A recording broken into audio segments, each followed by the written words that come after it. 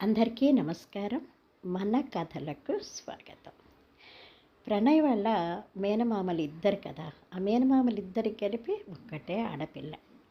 పెద్ద ఆయనకి ఇద్దరు కొడుకులు, చిన్న ఆయనకి ఇద్దరు కొడుకులు, ఒక్క ఆడపిల్ల అనమాట. అందుకని ఇద్దరు అన్నదమ్ముల మీద ఒకే ఆడపిల్ల అని చెప్పేసి మెచ్యూర్ ఫంక్షను అన్నదమ్ములు ఇద్దరు అనుకొని ఎంతో ఘనంగా నిర్వర్తించారు. అమ్మమ్మ తాతయ్య వాళ్ళు తీయవలసినటువంటి సారే అన్నీ కూడా తీసుకొచ్చి పెట్టారు.